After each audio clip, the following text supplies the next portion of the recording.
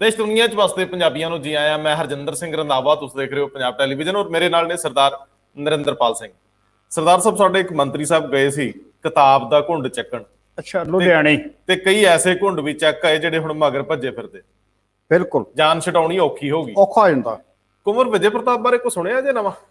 ਸੁਣਿਆ ਕਿ ਉਹਨਾਂ ਨੂੰ ਇਹ ਕਿਹਾ ਜਾ ਰਿਹਾ ਕਿ ਜੇ ਤੁਸੀਂ ਸਮਾਜ ਸੇਵਾ ਕਰਨੀ ਆ ਤੇ ਫਿਰ ਸਮਾਜ ਦਾ ਇੱਕ ਕੋੜ ਆ ਉਹ ਖਤਮ ਕਰਵਾ ਦਿਓ। ਮੈਨੂੰ ਲੱਗਦਾ ਹੈ ਕਿ ਕੁਝ ਔਖੇ ਸਵਾਲ ਹੱਲ ਕਰਨਗੇ ਅਜੇ ਕੁੰਵਰ ਵਿਜੇ ਪ੍ਰਤਾਪ ਬਿਲਕੁਲ ਜੇ ਉਸ ਲਈ ਤੇ ਚੱਲ ਗਏ ਤਾਂ। ਬਿਲਕੁਲ ਸਹੀ ਗੱਲ। ਆਪਣੇ ਬਾਦਲ ਸਾਹਿਬ ਜਲੰਧਰ ਨੂੰ ਗਏ ਸੀ, ਸੁਣਿਆ ਵਾਵਾ ਰੌਲਾ ਪੈਂਦਾ, ਧੂੜ ਉੱਡਦੀ ਫਿਰਦੀ। ਅੱਜ ਵੀ ਦੇਖੋ ਗਏ ਤੇ ਪੁੰਨ ਕਮਾਉਣ ਸੀ, ਲੇਕਿਨ ਅਗਲੇ ਕਹਿੰਦੇ ਆਖੇ ਖਾਮ ਖਾ। ਹਾਂ, ਤੂੰ ਕੌਣ ਮੈਂ ਖਾ ਮਖਾ। ਹਾਂ, ਲੇਕਿਨ ਸਾਡੇ ਸਿਆਸਤਦਾਨ ਬੜੀ ਤੇਜ਼ੀ ਨਾਲ ਚੱਲਦੇ ਆ, ਐ ਲੱਗਦਾ ਜਿਵੇਂ ਸੱਤਾ ਆਈ ਐਫ ਆਈ। ਸਹੀ ਗੱਲ। ਸਾਰੇ ਹੀ ਦਲਿਤ ਕਾਰਡ ਖੇਡਣ ਤੁਰ। ਹਾਂ, ਮੈਨੂੰ ਕਈ ਵਾਰੀ ਇਹ ਵੀ ਨਹੀਂ ਸਮਝ ਆਉਂਦੀ ਕਿ ਏਦਾਂ ਇੱਕੋ ਹੀ ਰस्से ਤੁਰ ਪੈਂਦੇ ਨੇ, ਇੱਕੋ ਜਿਹਾ ਹੀ ਫੈਸਲਾ ਕਰ ਲੈਂਦੇ ਨੇ। ਬਿਲਕੁਲ, ਜਿੱਦਾਂ ਹੁਣੇ ਹੀ ਇੱਕ ਖਾਸ ਵਰਗ ਵਿਸ਼ੇਸ਼ ਨੇ ਤੁਹਾਨੂੰ ਸਾਰਿਆਂ ਨੂੰ ਗੱਦੀ ਪਰੋਸ ਕੇ ਦੇ ਦੇਣੀ। ਸਹੀ ਗੱਲ। ਦੇਸ਼ ਦੀ ਆਜ਼ਾਦੀ ਤੋਂ ਬਾਅਦ ਕਦੇ ਪਹਿਲਾਂ ਯਾਦ ਆਈ ਇਹਨਾਂ ਨੂੰ? ਨਾ। ਮੈਨੂੰ ਸਮਝਾਓ ਬਈ 32% ਦਲਿਤ ਆਬਾਦੀ ਜਿਹਨੂੰ ਤੁਸੀਂ ਕਹਿੰਦੇ ਹੋ। ਜੀ ਜੀ। ਹਾਲਾਂਕਿ ਉਹ ਵੋਟ ਫੀਸਦੀ ਮੰਨਦੇ ਹੋ ਤੁਸੀਂ ਸਰਦਾਰ ਸਾਹਿਬ, ਉਹਨਾਂ ਨੇ ਇੱਕ ਡਿਪਟੀ ਸੀਐਮ ਬਣਾ ਕੇ ਜਾਂ ਇੱਕ ਮੰਤਰੀ ਬਣਾ ਕੇ ਕੀ ਲੈਣਾ? ਤੁਸੀਂ ਤਾਂ ਉਹਨਾਂ 32% ਲੱਖਾਂ ਲੋਕਾਂ ਲਈ ਘਰ ਘਰ ਲਈ ਕੋਈ ਏਜੰਡਾ ਦਿਓ। ਬਿਲਕੁਲ ਸਹੀ ਗੱਲ। ਜਦੋਂ ਤੁਹਾਡੀ ਜਿੱਤ ਦੀ ਜਦੋਂ ਫੀਸਦੀ ਬਣਦੀ ਕਿਸੇ ਸਿਆਸੀ ਪਾਰਟੀ ਦੀ ਸੂਬੇ 'ਚ, ਸਾਡੇ ਕੀ ਕਹਿੰਦੇ ਨੇ 33% ਵੋਟ ਪਈ ਜੀ, 34% ਵੋਟ ਪਈ ਜੀ, 2-2% ਦੇ ਇੱਕ ਦੂਜੇ ਦੇ ਪਿੱਛੇ ਹੋ ਜਾਂਦੇ ਨੇ। ਤੇ ਜਿਸ ਜਨਤਾ ਦੇ ਕੋਲ 32% ਵੋਟ ਬੈਂਕ ਹੈ, ਉਹ ਡਿਪਟੀ ਕਿਉਂ ਬਣੇ ਫਿਰ? ਬਿਲਕੁਲ ਠੀਕ ਹੈ, ਲੇਕਿਨ ਇੱਕ ਬੜੀ ਦਿਲਚਸਪ ਗੱਲ ਵਾਪਰਦੀ ਹੈ। ਸਾਡੇ ਮੰਤਰੀ ਨੇ ਸਰਦਾਰ ਸਾਧੂ ਸਿੰਘ ਧਰਮਸੋਤ ਜੀ, ਵੱਡੇ ਮੰਤਰੀ ਆ, ਵਿਭਾਗ ਬੁਲਾਰੇ ਆ, ਜਿੱਥੇ ਮਰਜ਼ੀ ਭੇਚਾ ਫਸਾ ਲੈਂਦੇ ਆ। ਗੱਲ ਹੈ ਕੋਈ ਜੀ, ਸੱਦਾ ਆ ਗਿਆ ਵੀ ਕਿਤਾਬ ਆ ਜੀ ਇੱਕ ਕਾਂਗਰਸੀ ਲੀਡਰ ਦੀ। ਜੀ, ਵੱਡੇ ਲੀਡਰ ਰਹੇ ਨੇ ਲੁਧਿਆਣੇ ਤੋਂ, ਕੇਵਲ ਕ੍ਰਿਸ਼ਨ ਕੁਮਾਰ ਬਾਵਾ ਹਾਊਸਫੈਡ ਦੇ ਚੇਅਰਮੈਨ ਰਹੇ। ਜੀ, ਮੰਤਰੀ ਸਾਹਿਬ ਦੇ ਪੁਰਾਣੇ ਸਾਂਝਦਾਰ ਹੋਣਗੇ। ਕਹਿੰਦੇ ਲਓ ਜੀ ਤੁਹਾਡੀ ਜੀਵਨੀ ਆ, ਕਿਤਾਬ ਆ। ਹਾਂ, ਉਹਦੀਆਂ ਨਾਲੇ ਪਾਰਟੀ ਦਾ ਸੀਨੀਅਰ ਆਗੂ ਹੋਵੇ, ਵਰਕਰ ਹੋਵੇ, ਤੇ ਜਾਣਾ ਵੀ ਕਿਉਂ ਨਹੀਂ ਫਿਰ? ਸੋਹਣੇ ਜਿਹੜੇ ਰੈਪ ਦੇ ਵਿੱਚ ਲਪੇਟੀਆਂ ਹੁੰਦੀਆਂ ਕਿਤਾਬਾਂ, ਬਿਲਕੁਲ, ਤੇ ਉਹਦੇ ਉੱਤੇ ਉਹ ਬੱਧਿਆ ਹੁੰਦਾ ਧਾਗਾ, ਰਿਬਨ। ਤੇ ਰਿਬਨ ਕੱਟਣ ਦੀ ਤੇ ਮੰਤਰੀਆਂ ਨੂੰ ਪੁਰਾਣੀ ਆਦਤ, ਸਵਾਦ ਹੀ ਬੜਾ ਹੁੰਦਾ। ਬਿਲਕੁਲ ਬਿਲਕੁਲ, ਉਹਦੇ ਲਈ ਇਸੇ ਕੰਮ ਲਈ ਜਾਂਦੇ। ਤੇ ਜਦੋਂ ਸਰਦਾਰ ਸਾਹਿਬ ਰਿਬਨ ਜਿਹੜਾ ਖੋਲਿਆ ਜੀ, ਕਿਤਾਬ ਲਿਸ਼ਕ ਦੀ, ਬਿਲਕੁਲ, ਮਤਲਬ ਕਲਿੱਕ ਸੰਘਰਸ਼ ਦੇ 45 ਸਾਲ ਕਿਤਾਬ ਦਾ ਨਾਮ, ਕਲਿੱਕ ਫੋਟੋਆਂ ਹੋਈਆਂ, ਕੈਮਰਿਆਂ ਦੀ ਚੱਕਾ ਚਾਉਂਦਾ। ਮੰਤਰੀ ਸਾਹਿਬ ਮੰਤਰ ਮੁਗਧ ਨੇ, ਘੁੰਡ ਚੁਕਾਈ ਕੀਤੀ, ਉਹ ਗਏ। ਪਤਾ ਬਾਅਦ ਚ ਲੱਗਿਆ ਆਖਿਰ ਉਹਦੇ ਵਿੱਚ ਤਾਂ ਕਾਂਗਰਸ ਦਾ ਹੀ ਝੱਗਾ ਚੁੱਕਿਆ ਹੋਇਆ। ਬਿਲਕੁਲ, ਕ੍ਰਿਸ਼ਨ ਕੁਮਾਰ ਬਾਵਾ ਨੇ ਆਪਣੀ ਹੱਡ ਬੀਤੀ ਲਿਖੀ ਹੋਈ ਸੀ। 45 ਸਾਲਾਂ ਦੀ ਕਿੱਥੋਂ ਤੁਰੇ, ਕਿਸ ਮੁਕਾਮ ਤੱਕ ਪੁੱਜੇ, ਪਾਰਟੀ ਲਈ ਕੀ ਕੀਤਾ, ਸਮਾਜ ਦੇ ਵੀ ਕੀਤਾ। ਲੇਕਿਨ ਜਿਹੜੀ ਗੱਲ ਤੁਸੀਂ ਕਹਿਣੀ ਚਾਹੁੰਦੇ ਹੋ, ਦਿਲਚਸਪ ਗੱਲ ਕਿਹੜੀ ਹੈ? ਉਸ ਸ਼ਖਸ ਦਾ ਚਿਹਰਾ ਵੀ ਨੰਗਾ ਕਰ ਦਿੱਤਾ ਜਿਹੜਾ 2017 ਦੇ ਵਿੱਚ ਕਾਂਗਰਸ ਪਾਰਟੀ ਦਾ ਚਿਹਰਾ ਸਵਾਰ ਕੇ ਸੱਤਾ ਸੌਂਪ ਗਿਆ ਸੀ। ਪੀਕੇ ਹਾਂਜੀ, ਪ੍ਰਸ਼ਾਂਤ ਕਿਸ਼ੋਰ ਅੱਗੇ। ਤੇ ਜਦੋਂ ਉਹ ਸਭ ਕੁਝ ਸਾਹਮਣੇ ਆਇਆ, ਅਗਲੇ ਨੇ ਇਹ ਵੀ ਦੱਸਦਾ ਕਿ ਭਾਈ ਜਦੋਂ ਮੇਰੇ ਨਾਲ ਵਾਅਦਾ ਮੁੱਖ ਮੰਤਰੀ ਨੇ ਕੀਤਾ ਸੀ ਵੀ ਟਿਕਟ ਦੇ ਦੇਾਂਗੇ, ਟਿਕਟ ਦੇਵਾਂਗੇ ਆਤਮ ਨਗਰ ਲੁਧਿਆਣਾ ਤੋਂ, ਫਿਰ ਦਿੱਤੀ ਕਿਉਂ ਨਾ? ਤੇ ਬਾਅਦ ਚ ਕਹਿੰਦੇ ਵੀ ਬਸ ਇਸ ਟੀਮ ਜਿਹੜੀ ਪ੍ਰਸ਼ਾਂਤ ਕਿਸ਼ੋਰ ਦੀ ਟੀਮ, ਜਿਹਦੇ ਬਾਰੇ ਕੱਲ ਤੱਕ ਕੈਪਟਨ ਸਾਹਿਬ ਕਹਿ ਰਹੇ ਸੀ ਕਿ ਇਹ ਟੀਮ ਜਿਹੜੀ ਆ ਇਹਦਾ ਟਿਕਟ ਦੇ ਲੈਣ ਦੇਣ ਨਾਲ ਕੋਈ ਨਹੀਂ ਹੈ, ਲਾਗਾ ਦੇਗਾ ਹੀ ਨਹੀਂ, ਟਿਕਟ ਤੇ ਹਾਈ ਕਮਾਨ ਨੇ ਦੇਣੀ ਹੈ। ਤੇ ਇੱਥੋਂ ਤੱਕ ਕ੍ਰਿਸ਼ਨ ਕੁਮਾਰ ਬਾਵਾ ਨੇ ਲਿਖਿਆ ਕਿ ਪੈਸੇ ਲੈ ਕੇ ਤਾਕਤਵਰ ਲੋਕਾਂ ਨੂੰ ਟਿਕਟਾਂ ਦੇ ਦਿੱਤੀਆਂ ਜਾਂਦੀਆਂ ਨੇ। ਔਰ ਦੂਸਰੀ ਗੱਲ ਕਹਿੰਦੇ ਪਾਰਟੀ ਦੇ ਵਿੱਚ, ਇਸ ਪਾਰਟੀ 'ਚ ਸੱਚੇ ਬੰਦੇ ਦਾ ਹੈ ਵੀ ਕੀ ਆ, ਮਤਲਬ ਕਾਂਗਰਸ ਦੇ ਵਿੱਚ ਹਮਾਤੜ ਨੂੰ ਕੋਈ ਨਹੀਂ ਪੁੱਛਦਾ। ਬਿਲਕੁਲ। ਅੱਛਾ, ਐਸੇ ਉਹਨਾਂ ਨੇ ਆਊ ਲਾਏ ਜੋ ਦਰਦ ਰੋਇਆ। ਬਿਲਕੁਲ। ਅੱਛਾ, ਮੈਨੂੰ ਇਹ ਨਹੀਂ ਸਮਝ ਆਈ ਵੀ ਇਹ ਕਹਿ ਕੇ ਕ੍ਰਿਸ਼ਨ ਕੁਮਾਰ ਬਾਵਾ ਨੇ ਬੜਿਆਂ ਦੇ ਅਗਲੇ ਬੰਨੇ ਬੰਨ ਮਾਰਤਾ। ਬਿਲਕੁਲ। ਹੁਣ ਮੰਤਰੀ ਤੁਹਾਨੂੰ ਲੱਗਦਾ ਵੀ ਕਿਤਾਬ ਪੜ੍ਹੇ ਬਿਨਾ ਰਿਬਨ ਕੱਟਣ ਜਾਇਆ ਕਰਨਗੇ? ਨਹੀਂ। ਤੇ ਜੇ ਮੇਰੀ ਗੱਲ ਸੁਣ ਲਓ ਸਰਦਾਰ ਜੀ, ਵੀ ਜਦੋਂ ਮੰਤਰੀ ਕਿਤਾਬ ਪੜ੍ਹ ਕੇ ਜਾਣਗੇ ਜੀ ਤੇ ਉਹਨਾਂ ਕੋਲ ਤਾਂ ਟਾਈਮ ਹੀ ਨਹੀਂ। ਇਹਦਾ ਮਤਲਬ ਕਿਸੇ ਦੀ ਕਿਤਾਬ ਨੂੰ ਮੰਤਰੀ ਘੁੰਡ ਚਕਾਈ ਲਈ ਜਾਇਆ ਹੀ ਨਹੀਂ ਕਰਨਗੇ। ਦੇਖੋ ਤੁਸੀਂ ਆ ਗੱਲ ਕਹਿੰਦੇ ਹੋ, ਮੈਨੂੰ ਇੱਕ ਆਪਣੀ ਸਾਡੇ ਸਮਾਜ ਨਾਲ ਪੱਤਰਕਾਰਾਂ ਨਾਲ ਹੱਡ ਬੀਤੀ ਆ। ਸਾਡੇ ਇੱਕ ਸੀਨੀਅਰ ਸਾਥੀ ਨੇ ਪੱਤਰਕਾਰ, ਉਹਨਾਂ ਨੇ ਕਾਫੀ ਅਖਬਾਰਾਂ 'ਚ ਕੰਮ ਕੀਤਾ। ਅੱਛਾ, ਬਹੁਤ ਸੋਹਣਾ ਲਿਖਦੇ ਨੇ, ਬਾ ਕਮਾਲ ਲਿਖਦੇ ਨੇ, 3-4 ਕਿਤਾਬਾਂ ਝੋਲੀ ਪਾਈਆਂ ਨੇ ਇਹਨਾਂ ਸਮਾਜ ਦੀ। ਅੱਛਾ, ਉਹਨਾਂ ਇੱਕ ਕਿਤਾਬ ਲਿਖੀ ਤੇ ਚੰਡੀਗੜ੍ਹ ਦੇ ਜਿੰਨੇ ਸੰਪਾਦਕ ਸਾਰਿਆਂ ਨੂੰ ਸੱਦਾ ਦੇ ਦਿਆ। ਕਿਤਾਬ ਦੀ ਘੁੰਡ ਚੁਕਾਈ ਹੋ ਗਈ, ਮਤਲਬ ਪੂਰੀ ਲਾਈਨ ਵੱਜ ਕੇ ਤੇ ਬਿਲਕੁਲ ਸਭ ਨੇ ਕਿਤਾਬ ਦੀ ਘੁੰਡ ਚੁਕਾਈ, ਫੋਟੋ ਖਿੱਚੀਆਂ ਗਈਆਂ। ਜਦੋਂ ਤੁਰ ਪਏ, ਇੱਕ ਸੰਪਾਦਕ ਸਾਹਿਬ ਨੂੰ ਰਾਹ 'ਚ ਕਿਸੇ ਨੇ ਫੋਨ ਕੀਤਾ, ਭਲੇ ਲੋਕ ਨੇ, ਭਾਈ ਸਾਹਿਬ ਤੁਸੀਂ ਵੀ ਉੱਥੇ ਗਏ ਸੀ? ਕਹਿੰਦੇ ਹਾਂਜੀ। ਕੀ? ਕਹਿੰਦੇ ਬਹੁਤ ਸੋਹਣੀ ਰਸਮ ਸੀ ਜੀ। ਕਹਿੰਦੇ ਫਿਰ ਕਿਤਾਬ ਦਾ ਇੰਨਾ ਨੰਬਰ ਪੇਜ ਪੜ੍ਹੋ, ਉੱਥੇ ਜੋ ਕੁਝ ਲਿਖਿਆ ਤੁਹਾਡੇ ਬਾਰੇ ਹੀ ਲਿਖਿਆ। ਅੱਛਾ। ਤੇ ਜਦੋਂ ਸੰਪਾਦਕ ਸਾਹਿਬ ਨੇ ਕਹਿੰਦੇ ਕਾਰ 'ਚ ਬੈਠੇ ਹੀ ਉਹ ਪੇਜ ਪੜ੍ਹਿਆ ਤੇ ਉਹਨਾਂ ਨੂੰ ਘਰ ਆ ਕੇ ਔਖਾ ਹੋ ਗਿਆ ਸਾਹ ਲੈਣਾ ਵੀ। ਮਤਲਬ ਪੱਲੂ ਨਾਲ ਵੱਜੇ ਸੰਪਾਦਕ। ਬਿਲਕੁਲ। ਹਾਂਜੀ, ਚਲੋ ਖੈਰ ਛੱਡ ਦਿੰਦੇ ਆ ਜੀ। ਇਹ ਕੁਝ ਲਾਈਟ ਗੱਲਾਂ ਇਸ ਕਰਕੇ ਲਈਦੀਆਂ ਕਿ ਸਮਾਜ ਵਿੱਚ ਕਈ ਵਾਰੀ ਐਸਾ ਕੁਝ ਵੀ ਵਾਪਰ ਜਾਂਦਾ ਹੈ ਜਿਹੜਾ ਵਾਪਰੇ ਤੇ ਕਈ ਪਰਤਾਂ ਖੁੱਲ ਜਾਂਦੀਆਂ। ਵੈਸੇ ਪੋਲੀਟੀਸ਼ੀਅਨ ਜਮਾਤ ਸਭ ਤੋਂ ਤੇਜ਼ ਤਰਾਰ ਹੈ, ਇਹ ਕਦੇ ਨਹੀਂ ਆਪਣੇ ਪਰਦੇ ਫੁੱਲਣ ਦਿੰਦੇ। ਹਾਂ, ਔਰ ਨਹੀਂ, ਜੇ ਖੁੱਲ ਵੀ ਜਾਣ ਉਹਨਾਂ ਦੇ ਪਰਦੇ ਤੇ ਫਿਰ ਪੱਕੇ ਇਹ ਤੋਂ ਗਾਂ ਨੇ ਕਿ ਬੁਰਾਵਰੀ ਮਨਾਉਂਦੇ, ਮਤਲਬ ਗੁੱਸਾ ਨਹੀਂ ਕਰਦੇ। ਨਾ ਨਾ ਨਾ ਨਾ, ਕਹਿੰਦੇ ਕੋਈ ਡਰ ਨਹੀਂ, ਕਹਿ ਲਿਆ ਕੋਈ ਡਰ ਨਹੀਂ, ਘਰ ਦਾ ਜੀ ਸੀ, ਜੇ 4 ਵੱਧ ਕਰਨਗੇ ਤਾਂ ਵੀ ਪਰਵਾਹ ਨਾ। ਤੁਹਾਨੂੰ ਲੱਗਦਾ ਫਿਰ ਸਮਾਜ ਵਿੱਚ ਬਹੁਤੇ ਸੈਂਸਿਟਿਵ ਲੋਕ ਇੱਧਰ ਪੋਲਿਟਿਕਸ ਵੱਲ ਭੇਜ ਦਈਏ, ਸਿੱਖ ਸੁੱਖ ਹੋਣ ਜ਼ਿੰਦਗੀ ਦੀ ਲੜਾਈ? ਨਹੀਂ, ਦੇਖੋ ਇਹ ਗੱਲ ਨਹੀਂ ਹੈਗੀ। ਤੁਸੀਂ ਹੁਣ ਬਹੁਤ ਸੈਂਸਿਟਿਵ ਤੋਂ ਮੁੱਦੇ ਤੇ ਆ ਗਏ ਹੋ ਤੇ ਫਿਰ ਇਸ ਵੇਲੇ ਮੌਜੂਦਾ ਸਮੇਂ 'ਚ ਸਭ ਤੋਂ ਜ਼ਿਆਦਾ ਨਾਜ਼ੁਕ ਅਫਸਰ ਜਿਹੜਾ ਕੁੰਵਰ ਵਿਜੇ ਪ੍ਰਤਾਪ ਸਿੰਘ ਹੈ। ਫਿਰ ਹੁਣ ਉਹਨੂੰ ਲੈਣਾ ਬਣਦਾ ਹੈ। ਮੈਂ ਇਹ ਗੱਲ ਦੋਸਤੋ ਕਹੂੰਗਾ ਕਿ ਕੁੰਵਰ ਵਿਜੇ ਪ੍ਰਤਾਪ ਸਿੰਘ ਇਹਨਾਂ ਦਿਨਾਂ ਦੇ ਵਿੱਚ ਪੰਜਾਬ ਦੇ ਵਿੱਚ ਇੱਕ ਬਹੁਤ ਇੱਜ਼ਤਦਾਰ ਵਿਅਕਤੀ ਨੇ। ਅੱਜ ਜਿੰਨੀ ਇੱਜ਼ਤ ਕੁੰਵਰ ਵਿਜੇ ਪ੍ਰਤਾਪ ਨੇ ਕਮਾਈ ਆ ਆਪਣੇ ਕਰਮ ਕਰਕੇ, ਭਾਵੇਂ ਉਹਨਾਂ ਨੂੰ ਉਸ ਕੰਮ ਤੋਂ ਪਾਸੇ ਕੀਤਾ ਗਿਆ ਇਹ ਕਹਿ ਕੇ ਕਿ ਇਹ ਜਾਂਚ ਜਿਹੜੀ ਆ ਇਹ ਮਿਆਰ ਤੇ ਨਹੀਂ ਆਉਂਦੀ, ਇਹ ਪੱਖਪਾਤੀ ਹੈ, ਇਹ ਇੱਕ ਤਰ੍ਹਾਂ ਨਾਲ ਇੱਕ ਕਿਸੇ ਨੂੰ। ਔਰ ਜਿਹੜੀ ਜਾਂਚ ਰੁਕਵਾਈ ਗਈ ਹੈ ਇਹ ਰਾਤੋਂ ਰਾਤ ਨਹੀਂ।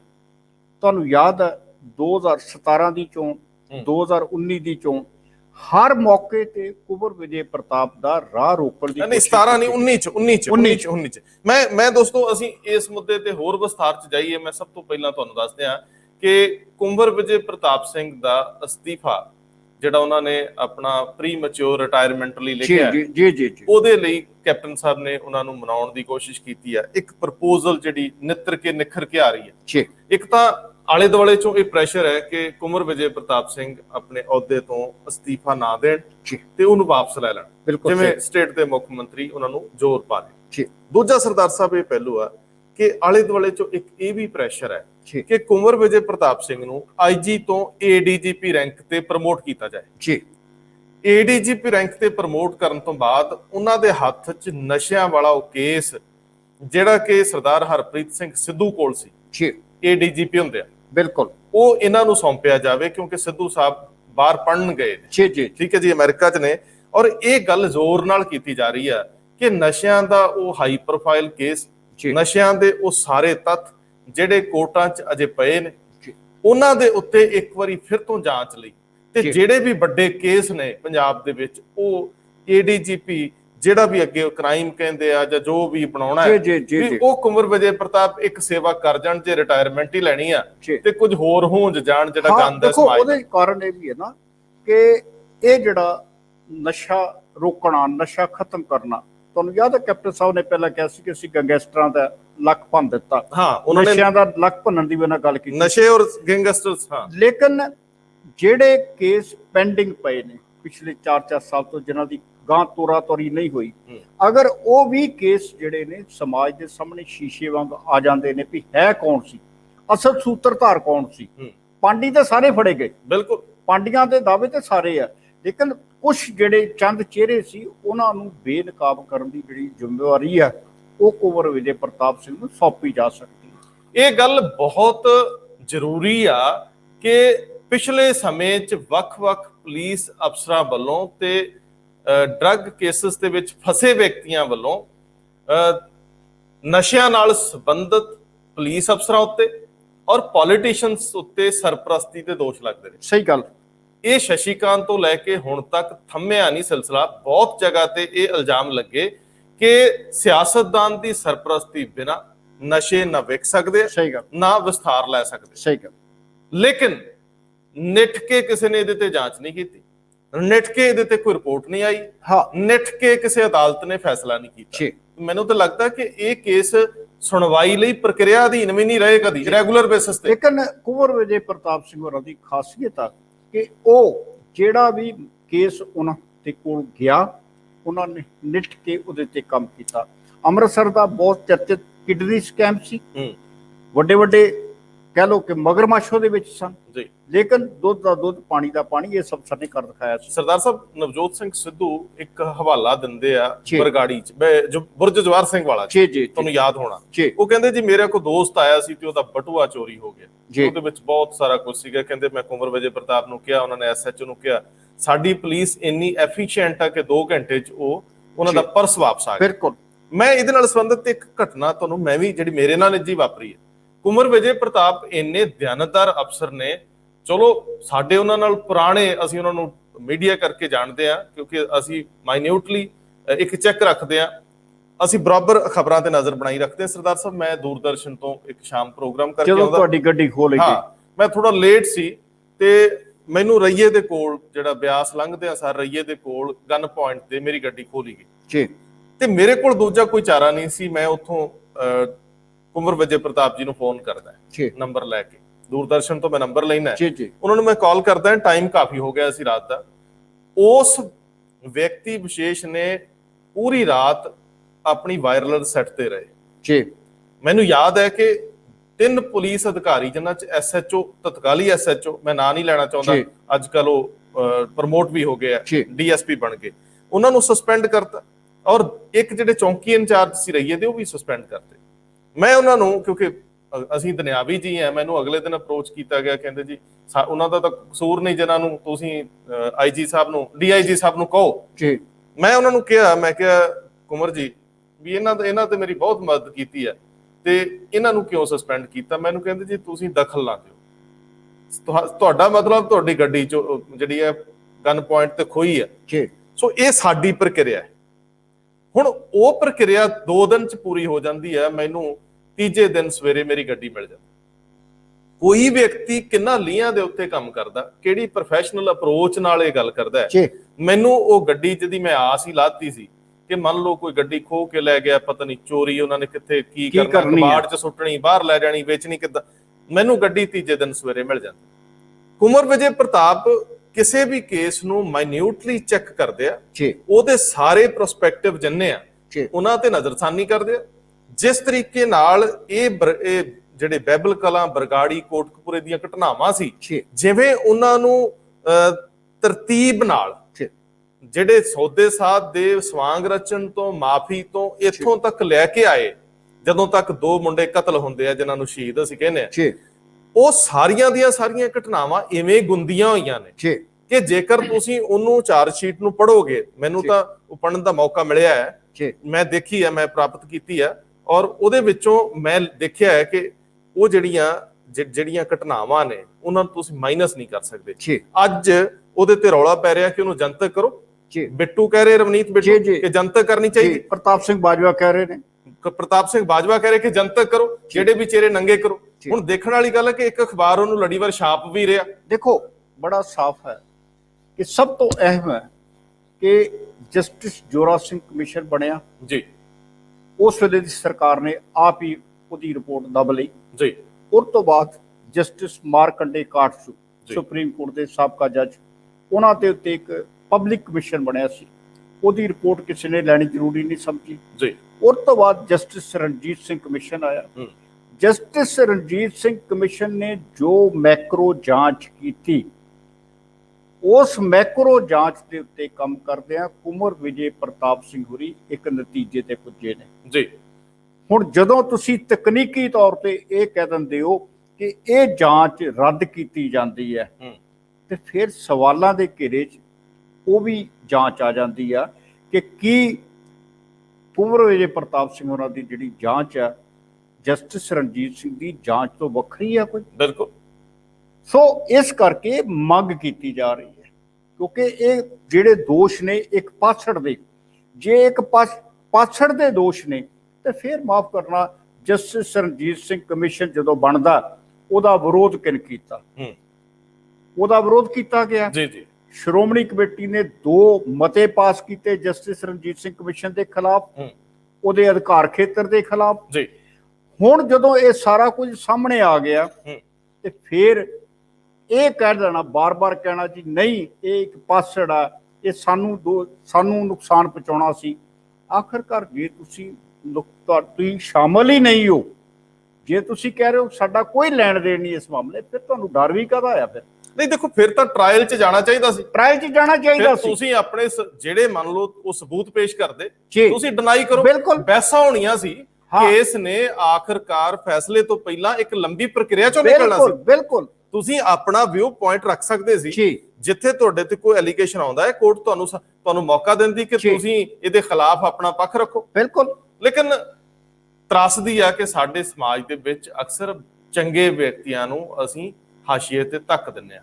ਇਹ ਹਾਲਾਤ ਕੁੰਵਰ ਵਿਜੇ ਪ੍ਰਤਾਪ ਲਈ ਬਣੇ ਨੇ, ਲੇਕਿਨ ਜਿੰਨਾ ਮਾਣ ਸਨਮਾਨ ਸਮਾਜ ਵਿੱਚੋਂ ਉਹਨਾਂ ਦੇ ਹਿੱਸੇ ਆਇਆ, ਸਿੱਖ ਕਮਿਊਨਿਟੀ ਖਾਸ ਤੌਰ ਤੇ, ਆਮ ਬੰਦਾ ਵੀ ਕੁੰਵਰ ਵਿਜੇ ਪ੍ਰਤਾਪ ਨੂੰ ਬਹੁਤ ਜ਼ਿਆਦਾ ਇੱਜ਼ਤ ਦੀ ਨਜ਼ਰ ਨਾਲ। ਇਹਦੇ ਨਾਲ ਇੱਕ ਨੁਕਤਾ ਹੋਰ ਵੀ ਵਿਚਾਰਨਾ ਬਣਦਾ ਕਿ ਕੁੰਵਰ ਵਿਜੇ ਪ੍ਰਤਾਪ ਸਿੰਘ ਤੋਂ ਇਲਾਵਾ ਵੀ ਜਿਹੜੇ ਅਫਸਰ, ਚਾਹੇ ਉਹ ਪੁਲਿਸ ਦੇ ਨੇ, ਚਾਹੇ ਉਹ ਪ੍ਰਸ਼ਾਸਨਿਕ ਅਫਸਰ ਨੇ, ਜਿਹੜਾ ਵੀ ਕੋਈ ਇਮਾਨਦਾਰੀ ਦੇ ਨਾਲ ਕੰਮ ਕਰ ਰਿਹਾ, ਦਿਆਨਤਦਾਰੀ ਦੇ ਨਾਲ ਕੰਮ ਕਰ ਰਿਹਾ, ਲੋਕਾਂ ਦੇ ਹਿੱਤਾਂ ਦੀ ਕੰਮ ਕਰ ਰਿਹਾ, ਉਹਨਾਂ ਦੇ ਉੱਤੇ ਵੀ ਇੱਕ ਮਾਨਸਿਕ ਦਬਾਅ ਆ। ਬਿਲਕੁਲ ਠੀਕ ਹੈ ਵੀ ਜਦੋਂ ਤੁਸੀਂ ਹਰ ਸਹੀ ਬੰਦੇ ਨੂੰ ਦੋਸ਼ੀ ਕਰਾਰ ਦੇਣ ਤੁਰ ਪੈਂਦੇ ਹੋ, ਜੋ ਤੁਹਾਡੇ ਸਿਆਸਤ 'ਚ ਚੱਲਦਾ ਕਿ ਅੱਜ ਉਹ ਦੂਸਰੀ ਪਾਰਟੀ 'ਚ ਹੈ ਤੇ ਉਹ ਪਾਰਟੀ ਸਮੇਤ ਪੂਰੀ ਤਰ੍ਹਾਂ ਉਹਨੂੰ ਬਦਨਾਮ ਕਰਦੇ ਹੋ, ਉਂਝਾਂ ਲਾਉਂਦੇ ਹੋ, ਜਦੋਂ ਤੁਹਾਡੀ ਪਾਰਟੀ ਸ਼ਾਮਲ ਹੁੰਦਾ, ਰਾਤੋਂ ਰਾਤ ਕਹਿ ਲਓ ਦੁੱਧ ਧੋਤਾ ਹੋ ਗਿਆ। ਫਿਰ ਇੱਕ ਜਿਹੜੀ ਅਹਿਮ ਨੁਕਤਾ ਵਿਚਾਰਿਆ ਜਾ ਰਿਹਾ ਸੀਗਾ, ਜਿਹੜਾ ਕਈ ਪੱਧਰਾਂ ਦੇ ਉੱਤੇ ਜਿਹੜੀ ਸਾਡੇ ਕੋਲ ਸੋਚਣਾ ਹੈ ਕਿ ਕੁੰਵਰ ਵਿਜੇ ਪ੍ਰਤਾਪ ਸਿੰਘ ਨੂੰ ਮਨਾਇਆ ਜਾਵੇ।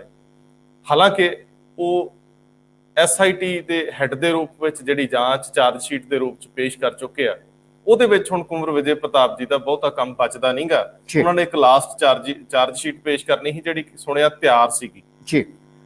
ਉਹ ਪੇਸ਼ ਕਰਨ ਤੋਂ ਪਹਿਲਾਂ ਹਾਈ ਕੋਰਟ ਦਾ ਫੈਸਲਾ ਆਇਆ, ਜਿਹਦੀ ਅਜੇ ਜੱਜਮੈਂਟ ਆਉਣੀ ਬਾਕੀ ਹੈ। ਅਜੇ ਤੱਕ ਜੱਜਮੈਂਟ ਇੰਨੀ ਡਿਲੇ ਕਿਉਂ ਹੋਈ, ਇਹ ਵੀ ਇੱਕ ਵਿਸ਼ਾ ਹੈ। ਲੇਕਿਨ ਕੁੰਵਰ ਵਿਜੇ ਪ੍ਰਤਾਪ ਜਿਹੜਾ ਕੰਮ ਕੰਪਲੀਟ ਕਰ ਚੁੱਕੇ ਆ, ਔਰ ਆਪਣੀ ਉਹ ਕੱਲ ਦੀ ਉਹ ਜਿਹੜੀ ਉਹਨਾਂ ਨੇ ਫੇਸਬੁੱਕ ਦੀ ਪੋਸਟ ਪਬਲਿਸ਼ ਕੀਤੀ, ਉਹਦੇ ਚ ਲਿਖ ਵੀ ਚੁੱਕਿਆ ਕਿ ਮੈਂ ਆਪਣਾ ਕੰਮ ਕਰ ਦਿੱਤਾ, ਮੈਨੂੰ ਕੋਈ ਰਿਗਰੈਟ ਨਹੀਂ ਤੇ ਮੈਂ ਇਹਨੂੰ ਬਹੁਤ ਮਿਆਰੀ ਪੱਧਰ ਦੀ ਜਾਂਚ ਮੰਨਦਾ। ਠੀਕ ਹੈ ਜੀ।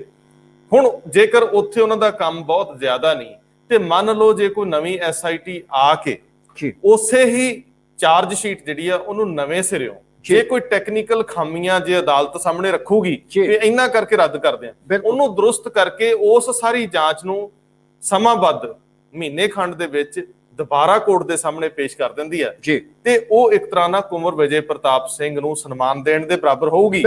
ਤੇ ਇਸੇ ਹੀ ਪੀਰੀਅਡ ਦੇ ਵਿੱਚ ਕੁੰਵਰ ਵਿਜੇ ਪ੍ਰਤਾਪ ਨੌਕਰੀ ਤੋਂ ਪਾਸੇ ਹੋ ਕੇ ਕੋਈ ਹੋਰ ਸੇਵਾ ਕਰਨ ਦੀ ਸੋਚਣ ਡਏ ਹੋਣ, ਤਾਂ ਉਹਨਾਂ ਨੂੰ ਵੀ ਬੇਨਤੀ ਆ ਕਿ ਇਹ ਪ੍ਰਪੋਜ਼ਲ ਬੁਰੀ ਨਹੀਂ, ਕਿ ਜੇਕਰ ਕਿਤੇ ਨਸ਼ਿਆਂ ਵਾਲੇ ਕੇਸ ਨੂੰ ਹੱਥ 'ਚ ਲਓ ਤੇ ਪੰਜਾਬ ਨੂੰ ਇੱਥੇ ਵੀ ਕੁੰਵਰ ਜੀ ਬਹੁਤ ਲੋੜ, ਜੇ ਸੁਣਦੇ ਹੋ ਬਹੁਤ ਲੋੜ ਆ, ਜੇ ਬਤੌਰ ADGP ਤੁਹਾਨੂੰ ਪ੍ਰਮੋਟ ਕੀਤਾ ਜਾਂਦਾ ਹੈ, ਮੰਨ ਲਓ ਜਿਸ ਤਰ੍ਹਾਂ ਦਾ ਪ੍ਰੈਸ਼ਰ ਆ ਜਾਂ ਜਿਵੇਂ ਤੁਹਾਡਾ ਹੱਕ ਬਣਦਾ ਹੈ, ਜੇ ਹੋ ਸਕਦਾ ਤੁਹਾਡੀ ਪ੍ਰਮੋਸ਼ਨ ਵੀ ਡਿਊ ਹੋਵੇ ਜਾਂ ਨੇੜੇ ਤੇੜੇ ਹੋਵੇ, ਜੇ ਕਿਤੇ ਇਸ ਵਿਅਕਤੀ ਨੂੰ ਇਹ ਜ਼ਿੰਮੇਵਾਰੀ ਸੌਂਪੀ ਜਾਂਦੀ ਹੈ ਤਾਂ ਮੇਰਾ ਖਿਆਲ ਪੰਜਾਬ 'ਚ ਨਸ਼ਿਆਂ ਦਾ ਸੱਚਮੁੱਚ ਲੱਕ ਤੋੜਨ ਵਾਲੇ ਪਾਸੇ ਵੱਧ ਰਹੇ ਹੋਣਗੇ। ਕੈਪਟਨ ਅਮਰਿੰਦਰ ਸਿੰਘ, ਮੈਂ ਅੱਗੇ ਆਵਾਂ ਜੀ ਥੋੜਾ ਜਿਹਾ। ਦੇਖੋ, ਇੱਕ ਅੱਜ ਬਿਆਨ ਭਾਜਪਾ ਦੇ ਇੱਕ ਆਗੂ ਦਾ, RP ਸਿੰਘ ਦਾ ਨਹੀਂ, ਇੱਕ ਹੋਰ ਵੀ ਹੈ, ਉਹ ਕਹਿੰਦੇ ਨੇ ਕਿ ਅਸੀਂ ਭਾਜਪਾ ਨੇ ਕਦੇ ਵੀ ਹਮੇਸ਼ਾ ਬੇਅਦਬੀ ਕਾਂਡ ਦੀ, ਬਾਈਬਲ ਕਲਾਂ ਗੋਲੀ ਕਾਂਡ ਦੀ ਨਿੰਦਾ ਕੀਤੀ।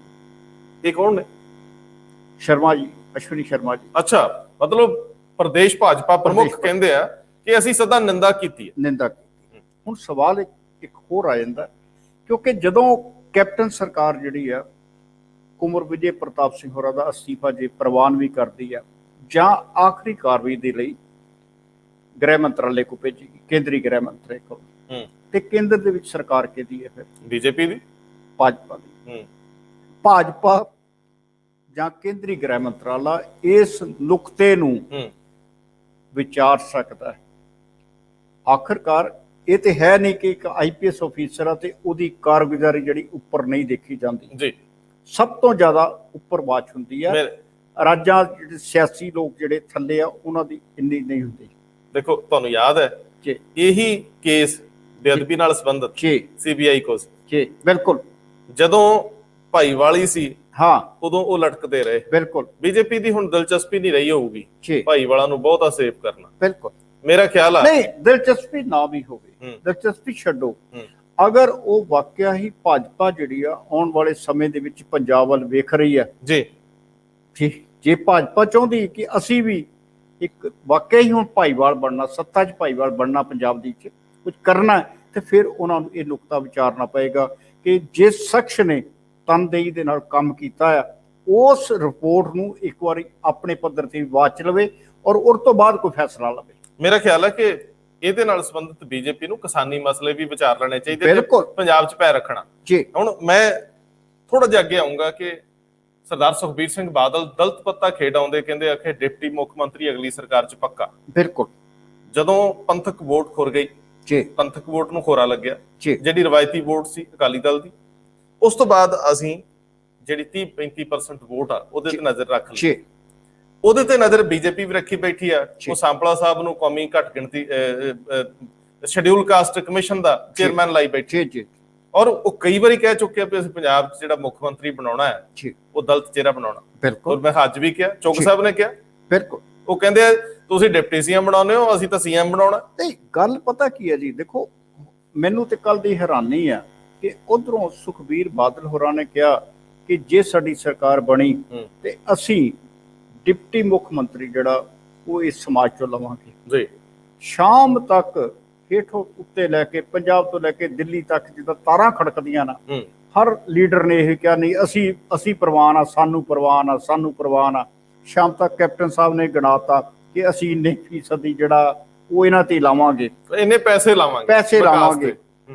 ਲੇਕਿਨ ਸਵਾਲ ਇਹ ਆ ਕਿ ਅੱਜ ਜਿਹੜਾ ਪੁਖਤਾ ਬਿਆਨ ਛਾਪਿਆ ਗਿਆ ਉਹ ਹੈ RP ਸਿੰਘ। ਹਾਂ, ਮੈਂ ਉੱਥੇ ਹੁੰਨੇ ਆ, ਲੇਕਿਨ ਮੈਂ ਪਹਿਲਾਂ ਇਸ ਮਾਮਲੇ 'ਚ ਜਿਸ ਵਰਗ ਨੂੰ ਟਾਰਗੇਟ ਕੀਤਾ ਜਾ ਰਿਹਾ, ਭਰਮਾਇਆ ਜਾ ਰਿਹਾ, ਮੈਂ ਕੱਲ ਵੀ ਗੱਲ ਕੀਤੀ ਸੀ ਕਿ ਪਹਿਲੀ ਗੱਲ ਤਾਂ ਸਿੱਖੀ ਦੇ ਵਿੱਚ ਇਹ ਵਰਗ ਵੰਡ ਹੈ ਹੀ ਨਹੀਂ। ਜਦੋਂ ਸਾਜਨਾ ਹੁੰਦੀ ਖਾਲਸੇ ਦੀ, ਉਸ ਤੋਂ ਬਾਅਦ ਕੋਈ ਵੀ ਬੰਦਾ ਕਿਸੇ ਖਾਸ ਤਰ੍ਹਾਂ ਦੇ ਵਰਗ 'ਚ ਨਹੀਂਗਾ, ਸਾਰੇ ਇੱਕੋ ਜਿਹੇ, ਪੰਗਤ ਇਸੇ ਕਰਕੇ ਤੇ ਸੰਗਤ ਇਸੇ ਕਰਕੇ। ਦੂਜੀ ਚੀਜ਼, ਸਰਦਾਰ ਸਾਹਿਬ, ਜਿਹੜੀ ਕਮਿਊਨਿਟੀ ਆਰਥਿਕ ਪਛੜੇਪਣ ਦਾ ਸ਼ਿਕਾਰ ਹੈ, ਕੱਲ ਕਿਸੇ ਨੇ ਸੱਜਣ ਨੇ ਲਿਖਿਆ ਸੀ, ਕੱਲਾ ਆਰਥਿਕ ਨਹੀਂ ਸਮਾਜਿਕ ਪਛੜਾਪਣ ਵੀ ਹੈ। ਸਮਾਜਿਕ ਤੌਰ ਤੇ ਵੀ ਅਜੇ ਉਸ ਬਰਾਬਰੀ ਲਈ ਲੜਾਈ ਲੜੀ ਜਾ ਰਹੀ ਹੈ। ਸਵਾਲ ਇਹ ਆ, ਉਹਨਾਂ ਲਈ ਨੀਤੀ ਕੀ ਹੈ ਤੁਹਾਡੇ ਕੋਲ? ਹਾਂ, ਤੁਸੀਂ ਕਿਸੇ ਬੰਦੇ ਨੂੰ ਚੱਕ ਕੇ ਮੁੱਖ ਮੰਤਰੀ ਬਣਾ ਦਿਓ ਜਾਂ ਡਿਪਟੀ ਮੁੱਖ ਮੰਤਰੀ ਬਣਾ ਦਿਓ, ਸਵਾਲ ਹੱਲ ਨਹੀਂ ਹੁੰਦਾ। ਮੈਨੂੰ ਦੱਸੋ ਕਿ ਡਿਪਟੀ ਮੁੱਖ ਮੰਤਰੀ ਦੀ ਕੋਈ ਸੰਵਿਧਾਨਕ ਪੋਸਟ ਹੀ ਨਹੀਂ, ਤੁਸੀਂ ਮੰਤਰੀਆਂ ਦੀ ਕਿੰਨੀ ਪੁੱਛ-ਗਿੱਛ ਰੱਖੀ ਪਿਛਲੇ ਸਮੇਂ 'ਚ? ਬਿਲਕੁਲ ਸਹੀ ਗੱਲ। ਪਰਿਵਾਰ ਤੋਂ ਅੱਗੇ ਆਪਾਂ ਵਧੇ ਹੀ ਨਹੀਂ। ਜੇ ਕੋਈ ਬਣ ਵੀ ਜਾਊਗਾ, 2 ਉਹਦੇ ਲੈ ਵੀ ਜਾਊਗਾ, ਫਾਇਦਾ ਕੀ ਹੈ? ਤੁਸੀਂ ਕੋਈ ਏਜੰਡਾ ਲੈ ਕੇ ਕਿਉਂ ਨਹੀਂ ਜਾਂਦੇ? ਤੁਸੀਂ ਨੀਤੀ ਸਪਸ਼ਟ ਕਿਉਂ ਨਹੀਂ ਕਰਦੇ ਕਿ ਅਸੀਂ ਇਹਨਾਂ ਖੇਤਰਾਂ ਦੇ ਵਿੱਚ ਇਸ ਵਰਗ ਵਿਸ਼ੇਸ਼ ਲਈ ਜਿਹਦੀ ਤੁਸੀਂ ਗੱਲ ਕਰ ਰਹੇ ਹੋ ਉਹਨੂੰ ਤੁਸੀਂ ਆਹ ਦਿਓਗੇ? ਉਹ ਤਾਂ ਤੁਹਾਡਾ ਵਿਜ਼ਨ ਹੀ ਹੈ ਨਹੀਂ। ਦੇਖੋ, RP ਸਿੰਘ ਹੋਰੀ ਇਹੋ ਹੀ ਕਹਿ ਰਹੇ ਨੇ, ਕਹਿੰਦੇ ਕਿ 2007 ਦੇ ਵਿੱਚ ਅਸੀਂ ਕਿਹਾ ਸੀ ਕਿ ਚੌਧਰੀ ਸਵਰਨਾ ਰਾਮ ਜਿਹੜੇ ਨੇ ਉਹਨਾਂ ਨੂੰ ਡਿਪਟੀ ਮੁੱਖ ਮੰਤਰੀ ਬਣਾਤਾ ਜਾਵੇ। 2012 ਚ ਕਹਿੰਦੇ ਅਸੀਂ ਭਗਤ ਚੂਨੀ ਲਾਲ ਦਾ ਨਾਂ ਲਿਆ ਸੀ ਕਿ ਅਗਰ ਤੁਸੀਂ ਬਣਾਉਣਾ ਚਾਹੁੰਦੇ ਇਹਨਾਂ ਨੂੰ ਦੇ ਦਿਓ। ਲੇਕਿਨ ਗੱਲ ਫਿਰ ਉਹੀ ਤੁਹਾਡੇ ਵਾਲੇ ਆ ਗਈ ਕਿ ਸਾਰਾ ਕੁਝ ਘਰ ਦੇ ਵਿੱਚ ਰੱਖ ਲਿਆ ਗਿਆ। ਇਹ ਬੜਾ ਵੱਡਾ ਸਵਾਲ ਜੇ ਸੁਣਨ ਵਾਲਾ ਹੈ। ਮੇਰੇ ਧਿਆਨ 'ਚ ਨਹੀਂ ਲੰਗੀ ਖਬਰ, ਸਰਦਾਰ ਸਾਹਿਬ ਨੇ ਕੱਢੀ ਹੈ ਕਿ ਸੱਚਮੁੱਚ ਜੇ ਬੀਜੇਪੀ ਨੇ ਲਗਭਗ 15 ਸਾਲ ਸੱਤਾ 'ਚ ਰਹਿੰਦਿਆਂ ਜੇ 3 ਵਾਰੀ ਇਹ ਕਿਹਾ ਵੀ ਸਾਡਾ ਚਿਹਰਾ ਡਿਪਟੀ CM ਜਿਹੜਾ ਦਲਿਤ ਵਰਗ ਨਾਲ ਸੰਬੰਧਿਤ ਹੈ ਉਹਨੂੰ ਬਣਾ ਦਿਓ, ਰੱਖ ਲਓ, ਤੇ ਤੁਸੀਂ ਕਿਉਂ ਨਹੀਂ ਰੱਖਿਆ? ਇਹ ਦੋਰੇ ਚਿਹਰੇ ਦੋਰੇ ਕਿਰਦਾਰ, ਗੱਲ ਫਿਰ ਉੱਥੇ ਆ ਗਈ ਆ। ਲੇਕਿਨ ਇੱਕ ਜਿਹੜੀ ਉਹਨਾਂ ਨੇ ਗੱਲ ਕਹੀ ਆ, ਉਹ ਉਹਨਾਂ ਨੇ ਇਹ ਜੋੜ ਕੇ ਕਹੀ ਆ ਕਿ ਕੱਲ ਜਦੋਂ ਸੁਖਬੀਰ ਬਾਦਲ ਜਲੰਧਰ ਆਉਂਦੇ ਨੇ ਉਸ ਟਾਈਮ ਤੇ ਡਾਕਟਰ BR ਅੰਬੇਦਕਰ ਦਾ ਨਾਲ ਜੁੜਿਆ ਦਿਹਾੜਾ ਹੈ, ਉਹਨਾਂ ਦੇ ਜਨਮ ਦੇ ਨਾਲ ਜੁੜਿਆ ਦਿਹਾੜਾ। ਕਹਿੰਦੇ ਕਿ ਤੁਸੀਂ ਉੱਥੇ ਪੁੱਜ ਗਏ ਪਰ ਪ੍ਰਕਾਸ਼ ਸਿੰਘ ਬਾਦਲ ਨੇ ਸੰਵਿਧਾਨ ਦੀਆਂ ਕਾਪੀਆਂ ਸਾੜੀਆਂ ਸੀ। ਮਤਲਬ ਡਾਕਟਰ ਬੀ ਆਰ ਅੰਬੇਦਕਰ ਸੰਵਿਧਾਨ ਨਿਰਮਾਤਾ ਨੇ ਉਹਨਾਂ ਲਿਖਿਆ ਹੈ ਤੇ ਉਹਨਾਂ ਦਾ ਸਿੱਧਾ ਟਾਰਗੇਟ ਇਹ ਹੈ ਕਿ ਤੁਸੀਂ ਉਹਨਾਂ ਦੇ ਲਿਖੇ ਹੋਏ ਸੰਵਿਧਾਨ ਦੀਆਂ ਕਾਪੀਆਂ ਲੇਕਿਨ ਸਾਨੂੰ ਅਸੀਂ ਸਿਰਫ ਇੱਕ ਛੋਟਾ ਜਿਹਾ ਇੱਕ ਨੁਕਤਾ ਜਿਹੜਾ ਆਰਪੀ ਸਿੰਘ ਹੋਰਾਂ ਨੂੰ ਸਪਸ਼ਟ ਕਰਨਾ ਚਾਹੁੰਦੇ ਕਿ ਆਰਪੀ ਸਿੰਘ ਜੀ ਜਿਸ ਸੰਵਿਧਾਨ ਦੀ ਧਾਰਾ 25B ਸਾਹਿਬ ਪ੍ਰਕਾਸ਼ ਸਿੰਘ ਬਾਦਲ ਨੇ ਸਾੜਨ ਦੀ ਕੋਸ਼ਿਸ਼ ਕੀਤੀ ਦਿੱਲੀ ਦੇ ਵਿੱਚ ਗੁਰਦੁਆਰਾ ਬੰਗਲਾ ਸਾਹਿਬ ਦੇ ਪਿਛਲੇ ਪਾਸੇ ਜਾ ਕੇ, ਉਸ ਮਾਮਲੇ ਦੇ ਵਿੱਚ ਸਾਧ ਸੁਰਜੀਤ ਸਿੰਘ ਬਰਨਾਲਾ, ਗੁਰਚਰਨ ਸਿੰਘ ਟੌੜਾ ਔਰ ਅਕਾਲੀ ਲੀਡਰਸ਼ਿਪ ਬਕਾਇਦਾ ਗ੍ਰਿਫਤਾਰ ਕੀਤੀ ਗਈ ਸੀ ਉਸ ਵੇਲੇ ਦੀ ਸਰਕਾਰ ਵੱਲੋਂ। ਉਹ ਧਾਰਾ ਜਰਾ ਸਪਸ਼ਟ ਵੀ ਕਰ ਦਿਓ। ਧਾਰਾ 25B ਜਿਹੜੀ ਆ ਉਹ ਇਹ ਕਹਿੰਦੀ ਆ ਕਿ ਬੋਧੀਆਂ ਤੇ ਜੈਨੀਆਂ ਵਾਂਗ ਸਿੱਖ ਵੀ ਹਿੰਦੂ ਧਰਮ ਦਾ ਅੰਗ ਹਨ ਜੀ। ਉਸ ਧਾਰਾ ਨੂੰ ਸੋਧ ਕਰਵਾਉਣ ਲਈ ਅੱਜ ਤੱਕ ਸ਼੍ਰੋਮਣੀ ਕਮੇਟੀ ਤੇ ਅਕਾਲੀ ਦਲ ਉਹਦੇ ਤੇ ਅੜੇ ਹੋਏ ਨੇ।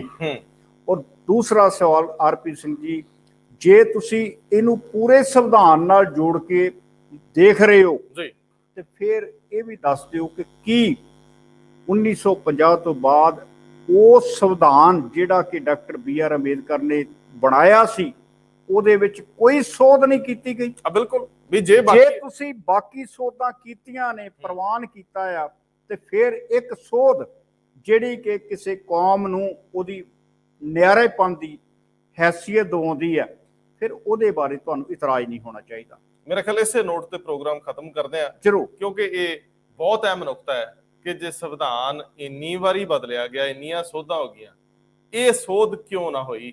ਸੱਚਮੁੱਚ ਕਿਸੇ ਦਾ ਨਿਆਰਾਪਣ, ਕਿਸੇ ਦੀ ਹੋਂਦ-ਹਸਤੀ, ਪਛਾਣ ਜੇ ਉਹ ਮੰਗਦਾ ਹੈ ਤੇ ਭਾਰਤ ਵਰਗਾ ਵੱਡਾ ਲੋਕਤੰਤਰ, ਹੁਣ ਤਾਂ ਅਸੀਂ 130 ਕਰੋੜ ਹੋ ਗਏ ਜੀ, ਹੱਕ ਹਰਜ ਕੀ ਆ 2 ਕਰੋੜ 2.5 ਕਰੋੜ ਦੀ ਆਬਾਦੀ ਨੂੰ ਇੰਨਾ ਤਾਂ ਰਾਈਟ ਹੈ ਜਿਹਨੇ ਇੰਨੀਆਂ ਲੜਾਈਆਂ ਦੇਸ਼ ਲਈ ਲੜੀਆਂ। ਤੁਸੀਂ ਕਹਿੰਦੇ ਵੀ ਹੋ ਵੀ ਇਹ ਸਾਡੇ ਆਪਣੇ ਆ, ਤੇ ਫਿਰ ਕੱਢੋ ਹੌਸਲਾ, ਕਰੋ। ਮਿਹਰਬਾਨੀ।